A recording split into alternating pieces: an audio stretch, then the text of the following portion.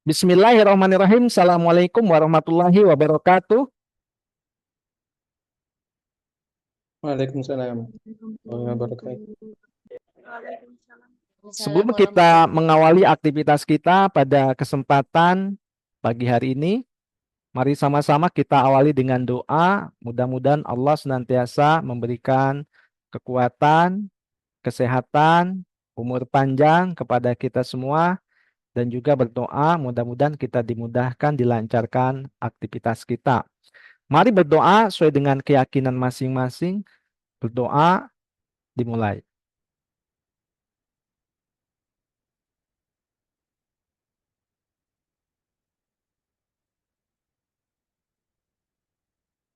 Berdoa selesai. Saya senang sekali masih bisa ketemu dengan Anda. Tak terasa bahwa pertemuan kita sudah menginjak ke pertemuan ke-15. Ini merupakan pertemuan terakhir di perkuliahan ini ya, sebelum kita masuk ke UAS, ujian akhir semester.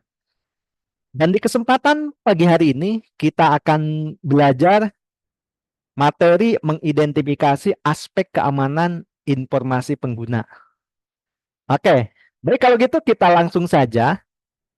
Nah, dalam mengidentifikasi aspek keamanan informasi pengguna, di sini ada beberapa langkah yang perlu kita pelajari. Paling tidak ada 4 langkah berdasarkan ya standar kompetensi atau SKKNI nomor 056 tahun 2018. Nah, yang pertama adalah mengidentifikasi ancaman keamanan informasi pengguna.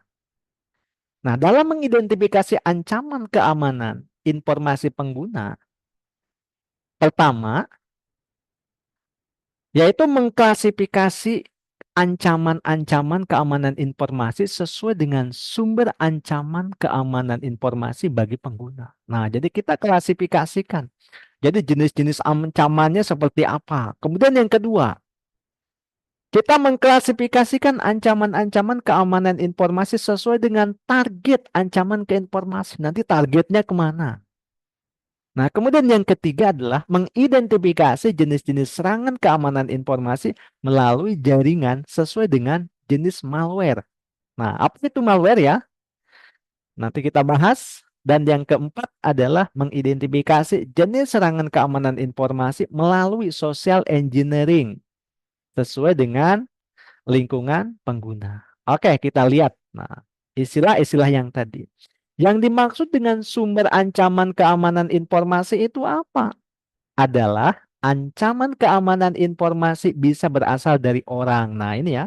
Jadi ancaman keamanan informasi itu bisa dari orang, organisasi, bisa juga mekanisme, peristiwa yang memiliki potensi membahayakan sumber daya informasi perusahaan atau lingkungan. Nah, targetnya apa? Target keamanan atau target ancaman keamanan informasi adalah yang pertama kejahatan. Kriminalitas di dunia maya atau cybercrime bisa berupa pencurian data terhadap berbagai situs baik milik pemerintah maupun situs-situs komersial dan perbankan. Kebocoran informasi pribadi atau rahasia perusahaan yang digunakan untuk menyerang server. Penipuan dengan satu kali klik gambar atau video dapat menyebabkan penagihan. Serangan terhadap surat elektronik atau email dengan lampiran terinfeksi virus, password yang dicuri atau terinfeksi virus dan lain-lain. Nah, ini ya. Mungkin kemarin teman-teman beberapa waktu yang lalu kita pernah mendengar gitu kan ada bank besar gitu kan ya. Bahkan tiba-tiba ada uang nasabahnya hilang sampai 800 juta kan. Kebayangkan dan itu tidak diganti. Wah, kebayang gitu kan ya. Nah, kemudian juga gitu kan, ada juga apa namanya beberapa saat ini gitu kan, mungkin beberapa bulan ke belakang begitu kan, ada juga bank besar di Indonesia. Saya tidak sebutkan banknya. Nah, kemudian juga kan, mungkin teman-teman ya, bahkan di sini barangkali ada yang jadi nasabah kan. Akhirnya Pak, bahwa sistemnya sering down gitu kan, itu. Bahkan Nah, ya konon kabarnya bahwa datanya ini kan eh, bisa dijual belikan gitu kan, akan dijual di dark web gitu kan itu. Konon katanya seperti itu. Nah, ini adalah ancaman ya, teman-teman semua. Nah, coba kan kalau memang data nasabah dijual belikan, ini kan bahaya. Berarti kan kita nggak privasi gitu kan ya, mungkin kode apa namanya password kita tahu, email kita, nomor telepon, alamat rumah kita, nama kita udah selesai. Nah, gitu kan ya, rekening bukan hanya dikuras lagi ya, mungkin uangnya dikuras, kemudian datanya juga ini ya apa namanya tersebar luas gitu kan itu. Jadi kita tidak memiliki privasi lagi. Nah, kemudian jenisnya apa? Nah, jenis malware itu banyak sekali, bisa Trojan, virus. Nah, jadi Trojan ini kan virus yang ya mungkin teman-teman tahu lah kan, ada kisah ya, kisah kuda Troya gitu kan itu kan. Nah, dia menghancurkan dari dalam. Virus komputer, worm, dialer, Webbit, bots, kemudian browser hijacker, kemudian spyware, backdoor, adware, kemudian keylogger, rootkit, phishing dan sebagainya gitu. Karena yang hati-hati phishing kan. Kan biasa gitu kan, suka ada apa nama, kita kirim terima SMS gitu kan, ada undangan pernikahan apa. Pada saat di ini gitu kan kita klik, ternyata apa? Ternyata itu kan eh tiba-tiba data kita dihack gitu kan ya, handphone kita dihack. Nah, kemudian yang keempat adalah social engineering. Nah, jadi kalau social engineering itu adalah manipulasi psikologis seseorang gitu kan, dengan tujuan untuk mendapatkan informasi tertentu atau melakukan hal tertentu dengan cara menipu secara halus dan dia tidak sadari. Nah, ini bahaya juga gitu kan. Social engineering itu bisa dilakukan secara online, bisa juga bukan online. Ya, kalau bukan online hati-hati gitu kan. Ini sudah plus apa namanya, hipnosis gitu, hipnotis begitu kan itu.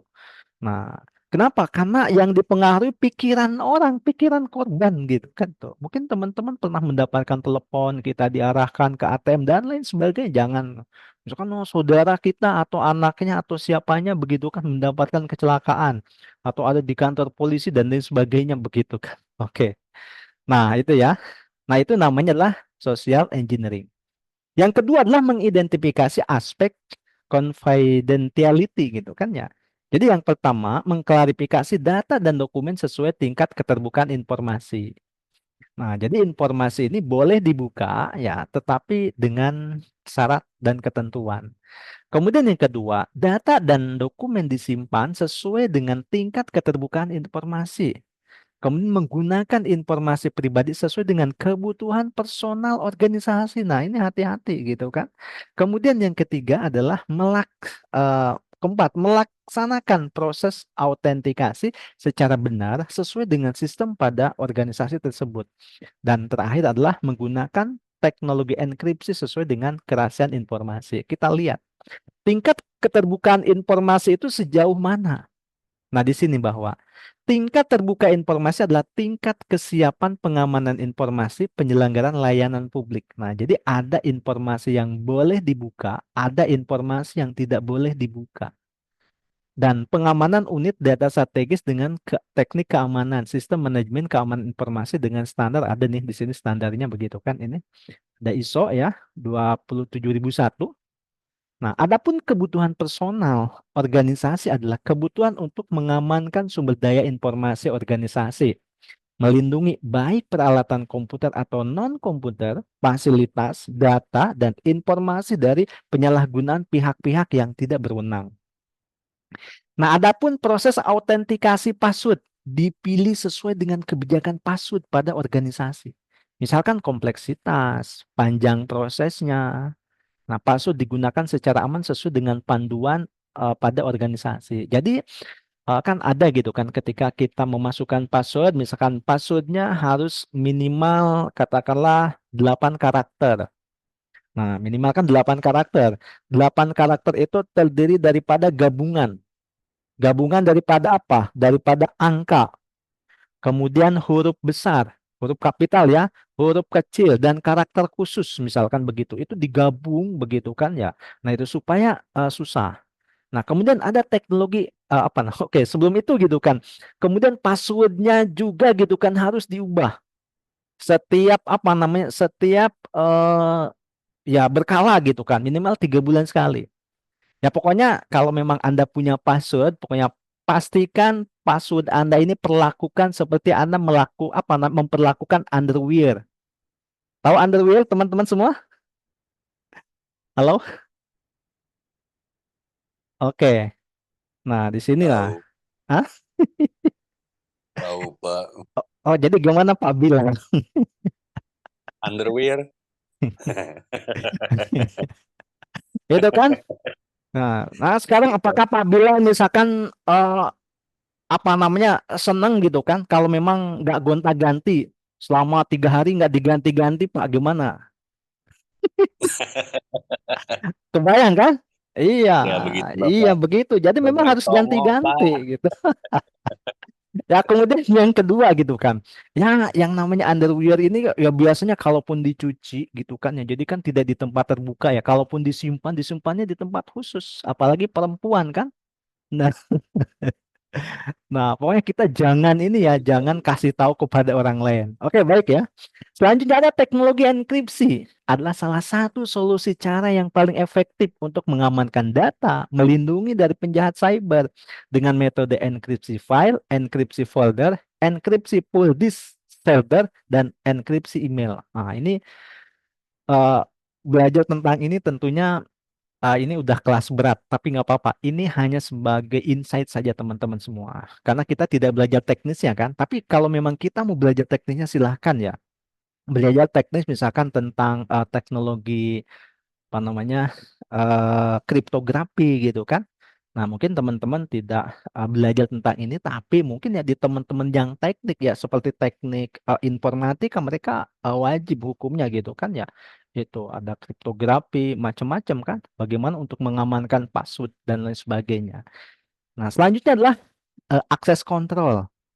Nah, akses kontrol adalah akses pembatasan selektif ke suatu tempat, sumber daya lainnya, pembatasan pintu masuk ke suatu properti bangunan atau ruangan yang menyimpan informasi hanya untuk yang berwenang.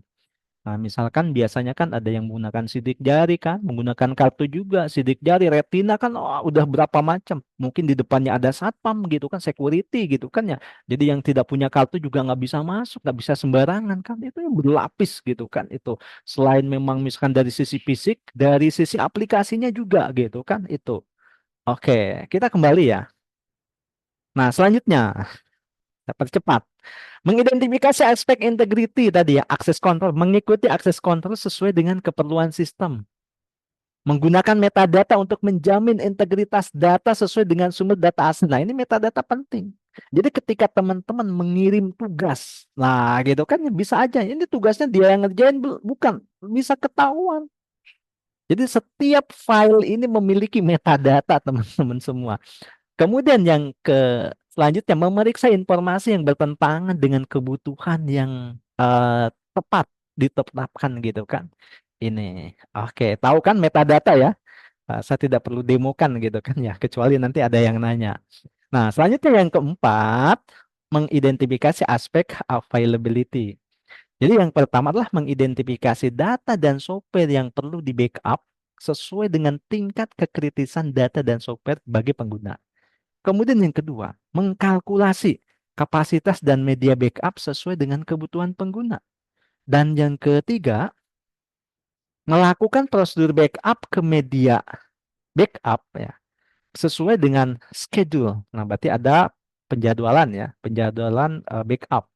Kemudian yang terakhir adalah melakukan prosedur restorasi dari media backup sesuai dengan kebutuhan. Oke. Nah, ini ya, berbicara tentang backupan itu ada di sini nih.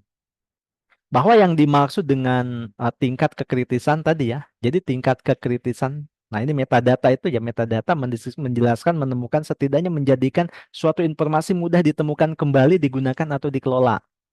Kalau tingkat kekritisan adalah aksi yang terjadi dari sistem ya, dalam sistem atau dari luar sistem yang dapat mengganggu sistem informasi. Nah, seperti ancaman alam, banjir, gempa, tsunami, longsor, ancaman manusia, hacking ya, cracking, DDoS, backdoor, social engineering, ancaman lingkungan, kebocoran AC. kemudian penurunan kenaikan tegangan listrik, cacat atau kelemahan dari suatu sistem yang mungkin timbul saat mendesain, menetapkan prosedur, mengimplementasi maupun kelemahan atas sistem kontrol yang ada dan setting firewall. Nah, ini. Kalau prosedur backup, nah jadi untuk membackup itu apa yang perlu disiapkan? Nah, siapkan media penyimpanan hasil backup, bisa berupa hard disk, flash disk, atau sejenisnya ya. Hidupkan komputer, masukkan desktop dan start klik disk PC ya. Pilih manage. Nah, ini kan pokoknya sampai selanjutnya gitu kan sampai dia masuk ke mana nih? Melalui proses backup, control panel, kemudian file history, kemudian sistem image backup gitu kan ya. Sampai dengan terakhirnya file explorer dan ya proses backupnya selesai itu. Karena banyak sekali ya, panjang sekali kalau diceritain. Nah, ada juga proses restorasi. Nah, siapkan bootable sistem operasi masuk ke DPD tersebut ke DPD room, kemudian reset komputer, pilih booting dari DPD room, kemudian tekan sembarang kontrol untuk masuk ke menu instalasi, proses setup dimulai dan klik pilih repair your computer. Nah, ini ya untuk merestore misalkan jika ada ya kesalahan kan bisa terjadi. Misalkan hari ini tiba-tiba komputer kita ada yang ngehack. Untungnya kemarin datanya kita sudah backup hari kemarin nih. Bahkan nggak tanggung-tanggung kita lakukan backup sistem ya, backup data, backup sistem. Udah. Kalau bingung ya udah gitu kita install ulang. Tapi nanti direstore ke data yang kemarin. Kenapa? Karena terjadinya tadi malam paling ya ada sedikit resiko kan mungkin kita ada apa namanya kehilangan data ya cuman beberapa dan daripada hilang semuanya kan kita masih masih aman gitu kan. Ada sesuatu yang memang bisa diselamatkan. Oke ya, itu teman-teman semua.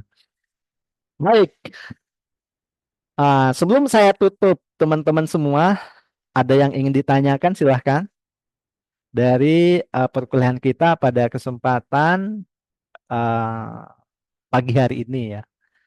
Oke. Nah, kalau tidak ada yang bertanya, nanti ini ya, saya akan sampaikan informasi terkait dengan eh, UAS. Jadi UASnya adalah sistemnya eh, take home.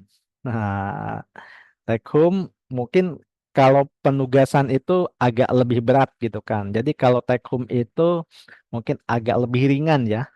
Kalau dilihat dari sisi derajatnya, ya sama-sama dikerjakan di rumah.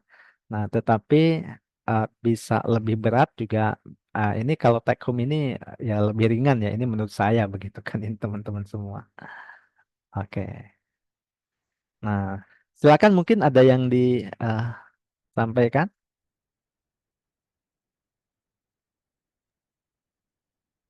Pak izin bertanya, Oke, baik silahkan.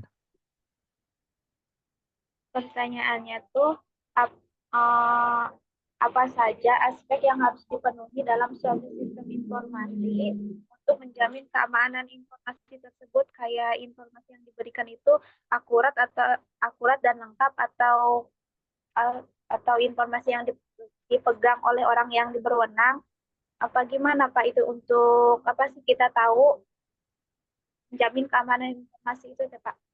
Oke, baik. Ini dari sisi keamanannya kan? Iya Pak. Ya, jadi keamanan itu memang berkaitan dengan beberapa aspek. Nah, kalau tadi gitu kan, berarti yang ditanyakan adalah dengan aspek manusia, begitu kan ini. Karena kadang-kadang kehilangan data itu atau kebocoran data mungkin ya lebih tepatnya. Karena kita misalkan ada data, ada yang nyuri, misalkan begini kan ya. Misalkan terjadi pencurian data, kira-kira datanya hilang atau tidak? Sebelum saya jawab nih. Enggak. Enggak. Coba Pak ini, mana Pak siapa nih? Pak Didin ya, atau yang lain? Ah, jadi kalau pencurian data, datanya tidak hilang.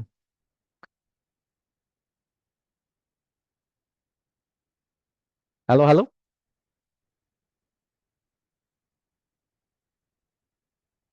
gimana nih? Nah, ini Menurut saya hilang, Pak. pencurian data. Datanya hilang Bentar, tidak? bentar. Ada yang mencuri Enggak sih, data Pak. kita. Iya, iya. Enggak ada data nggak hilang, cuman keblok Data kita nggak gitu kali hilang, ya. Pak. Hah? Gimana, Bu Ria? Data mah tidak hilang, tapi kita tercuri. Oke, ya, ya. Oke. Oke ya. Oke. Jadi gini, pencurian data ini datanya memang tidak hilang. Kan berbeda dengan rumah kecurian gitu kan tahu kan yang dicuri apa. Kalau ada yang hilang berarti itu yang dicuri. Misalkan uang hilang gitu kan. Ini jelas gitu kan. Nah, jadi kalau data dicuri itu datanya tidak hilang, ada di sana gitu kan. Cuman kan bocor gitu kan ya. Nah, orang yang mengetahui data kita ini kan dia apa namanya bisa mengakses segala informasi yang sesuai dengan yang ada di data kita. Maka apa yang perlu dilakukan? Nah, ini ya. Tadi ada yang namanya social engineering. Jadi hati-hati kita dengan teman kita. Nah, pastikan yang pertama ini gitu kan berkaitan dengan otentikasi ini adalah sangat penting. Nah, jadi ada otoritas ya, ada otentikasi ini sangat penting ya. Misalkan apa? Password. Itu yang pertama. Kan kita ada login ya, login user gitu kan. Nah, misalkan setelah kita tinggalkan komputer kita, kita harus di log out dulu paling tidak. Nah, atau kita keluar, jangan sampai dibiarkan aja nanti tiba-tiba ini kan ya. Orang di log out pun ini bisa gitu kan, bisa ketuan. Nah, bisa kan ya mungkin dipasang mata-mata gitu kan atau apa gitu kan. Nah, itu bisa dilihat di keyboardnya, keyboard mana aja gitu yang sering dia tekan kan itu kelihatan ketika mau memasukkan data begitu kan. Ini mungkin teman-teman sekali-kali nonton film ya yang ini kan tentang apa namanya keamanan cyber atau keamanan informasi begitu. Ini satu ya. Nah, tentang otentikasinya. Untuk otentikasi ini tentunya banyak banyak ini ya, banyak sekali begitu kan. Eh, banyak sekali yang apa namanya dilakukan. Yang paling sederhana itu ya tadi password. Ketika tidak sesuai kan ditolak. Nah, ketika ini kan aksesnya ini adalah ditolak. Nah, itu. Nah, karena memang faktornya sangat banyak. Nah, maka kita di sini kan harus hati-hati. Tapi yang paling tidak gitu kan adalah keamanannya dari sisi manusianya dulu gitu kan. Ya. Kalau memang udah melibatkan sistem, nah ini kan ribet. Tapi biasanya adalah yang terbesar itu adalah dari sisi manusia. Itu yang paling terbesar yang memang ya pernah saya ini ya gitu kan ya pernah saya tahu begitu kan kasus-kasus yang memang tadi ya bisa apa namanya kita sampai kehilangan data. Nah, kemudian bagaimana teknik untuk melindungi diri kita pribadi gitu kan ya dan juga perusahaan. Nah, apa yang harus kita lakukan? Nah, tadi ya mungkin pertanyaan ini faktornya banyak sekali. Nah, termasuk yang tadi saya jelaskan ya, saya tidak refresh lagi karena waktunya eh, terbatas. Tapi bagaimana teknik untuk melindungi? Salah satunya tadi adalah kita bagaimana tadi ya kita memperlakukan bahwa ya password kita itu seperti apa? Seperti underwear gitu gitu kan ini. Ya jangan diembreh-embreh ya ke orang lain ya begini. Jangan ini dikasih tahu ya. Walaupun sama ini ya sama ya mungkin orang yang dekat dengan kita. Ya misalkan ya mentang-mentang misalkan kalau di sini ada yang belum menikah begitu kan, misalkan dengan pasangannya gitu kan, dengan calon pasang baru juga calon gitu, dia udah tukeran password gitu kan ya. Nggak kebayang kan pin ATM kita tahu ya masih mending hilang gitu kan ya, pasti tahu lah. Itu kan ya. Kalau yang kalau hilangnya sama orang lain kan ini bahaya gitu kan itu. Nah, kemudian tadi ya sering mengganti-ganti gitu kan itu. Kemudian ya digantinya juga tadi paling tidak apa tadi kan ada kombinasi gabungan antara eh, beberapa karakter ya. Jadi yang pertama adalah huruf, kemudian hurufnya huruf kapital, huruf kecil ya, kemudian angka dan karakter khusus gitu kan. Itu dikombinasikan silakan. Paling tidak ya ya sebanyak-banyaknya minimal kan 8 biasanya ya. Kalau kalau di sekarang kan banyak sistem kalau belum 8 biasanya ini bahkan yang sudah 8 pun passwordnya masih lemah, dia nggak diterima gitu kan. Pokoknya passwordnya harus strong. Nah itu. Oke, baik ya. Mungkin itu yang dapat saya sampaikan. Ada lagi teman-teman semua?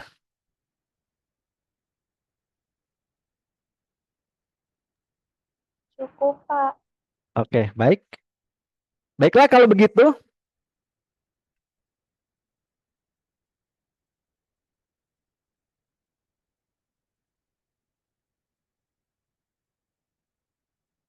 Kita akan cukupkan saja. Pak Iya, Wahab, Pak. ada Pak Wahab? Tadi ada Pak Wahab ya. Oke, baik teman-teman semua, kita akan tutup dengan pantun. Oke, ya. Bunga mawar, bunga selasih.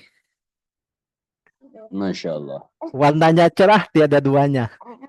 Masya Cukup Allah, sekian Masya dan Allah. terima kasih. Semoga tidak ada yang Cakep. bertanya. Oke, itu saja teman-teman Baik, Pak. semua. Mari kita tutup dengan doa. Mudah-mudahan Allah senantiasa memberikan kekuatan kepada kita semua, memberikan kesehatan, memberikan umur panjang.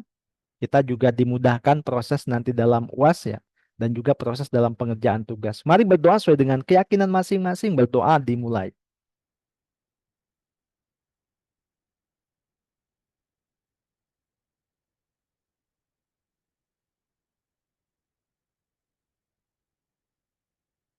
Berdoa selesai. Terima kasih atas segala perhatiannya. Mohon maaf atas segala kekurangannya. Mungkin saya banyak ngomong, banyak kesalahan. Mudah-mudahan apa yang saya sampaikan ya ketika ada hal-hal yang kurang berkenan, ya baik dari perkataan saya atau perbuatan saya, mohon dimaklumi, mohon dimaafkan. Saya doakan mudah-mudahan teman-teman semua di sini menjadi orang yang sukses, bukan hanya sukses untuk Amin. diri kita sendiri, tetapi kita bisa menyukseskan orang lain. Itu saja yang dapat saya sampaikan pada kesempatan hari ini. Dan saya tutup perkuliahan kita. Wassalamualaikum warahmatullahi wabarakatuh. Waalaikumsalam warahmatullahi wabarakatuh. Terima kasih Bapak.